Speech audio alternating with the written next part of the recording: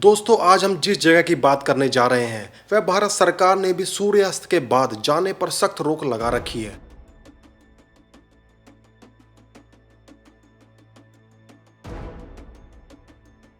यह सिर्फ एक ऐतिहासिक खंडर नहीं है, यह भारत का सबसे बड़ा रहस्य है। हम बात कर रहे हैं राजस्थान के भानगढ़ के किले के बारे में।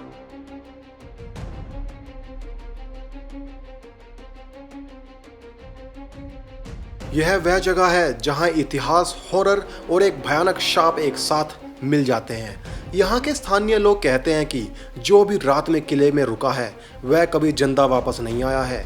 यहाँ की वीरान गलियां आज भी उस सुंदर राजकुमारी और उस कपटी तांत्रिक की कहानी सुनाती है।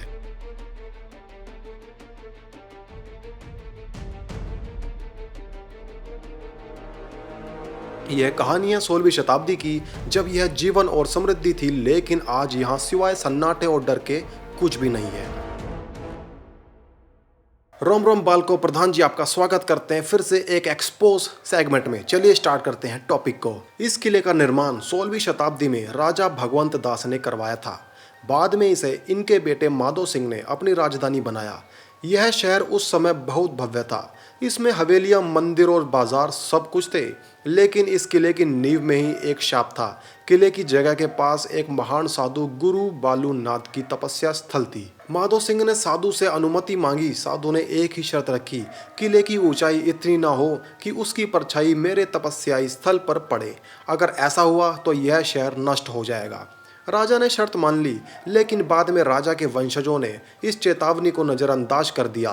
उन्होंने किले को और ऊंचा बनवाया और जैसे ही किले की परछाई तपस्या स्थल पर पड़ी, पहला शाप सक्रिय हो गया।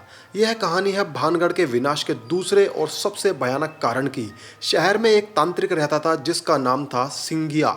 वह काले जादू में माहिर था और उसकी आंखें हमेशा शहर की सबसे सुंदर चीज पर टिकी रहती थी, और वह सबसे सुंदर चीज थी भानगढ़ की राजकुमारी रत्नावती। राजकुमारी अपनी सुंदरता के साथ साथ अपनी बुद्धिमत्ता के लिए भी प्रसिद्ध थी। तांत्रिक सिंगिया उन्हें किसी भी कीमत पर हासिल करना चाहता था।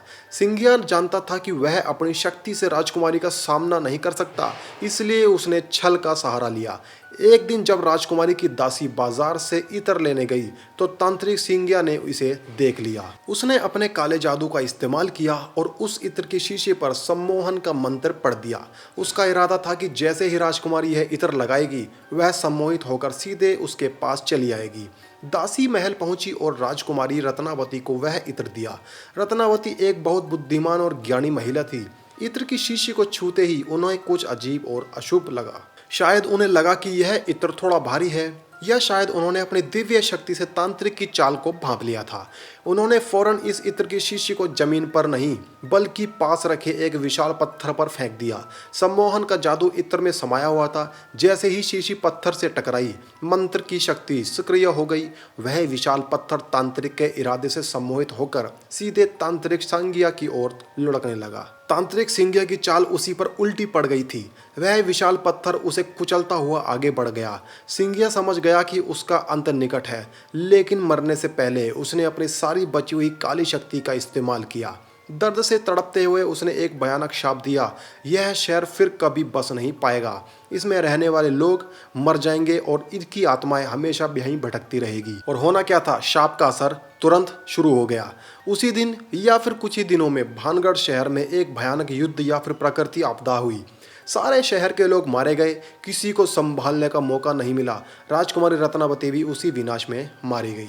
आज तक भानगढ़ में कोई भी इमारत खड़ी नहीं हो पाई है जिसकी पूरी छत हो। मानो तांत्रिक सिंगिया का शाप आज भी सक्रिय है, जो इस शहर को दोबारा बसने नहीं दे रहा। इतिहास खत्म हो गया, लेकिन हॉरर यहीं से शुरू होता है। भानगढ़ के खंडर अब उन हजारों आत्माओं का घर है जो तांत्रिक के शाप के कारण यहाँ फंसी हुई हैं। पैरानॉर्मल शोधकर्ता और गार्ड्स ने यहाँ कई असाधारण गतिविधियों को महसूस किया है। अजीब आवाजें, गलियारों से आती महिलाओं के गाने की आवाजें, पुरुषों की बातचीत और घुंघरुओं की झंकार। कई लोगों ने अंधेरे में किसी के पीछे चलने का एहसास किया है और जब वे मुड़ते हैं तो उन्हें बस एक अचानक गायब होती काली परछाई दिखाई देती है। यहाँ आने वाले लोगों को अक्सर अकारण चिंता, सांस लेने में तकलीफ और यहाँ तक कि चक्कर आने की शिकायत होती है। सबसे डरावनी जगह है वह बाजार जहाँ तांत्रिक सिंगिया रहता था। वहाँ हवा का बहाव भी असामान्य हो जाता है और कई बार यहाँ अचानक इत्र या फिर अजीब सी गंध महसूस होती है। यह सब सूर्यास्त के बाद शुरू हो जाता है। दोस्तों, भानगढ़ सिर्फ एक कहानी नहीं है, लेकिन महसूस किया गया सत्य है। एएसआई का बोर्ड एक सरकारी चेतावनी है जिसे हल्के में नहीं लेना चाहिए। यह शाप आज भी जिंदा है। क्या यह तांत्रिक सिंगिया का काला जादू है या गुरु बालूनाथ का क्रोध? शायद यह उन हजारों मासूमों की तड़प है जो उस विनाश में मारे गए थे। क्या आप कभी भानगढ़ गए हैं?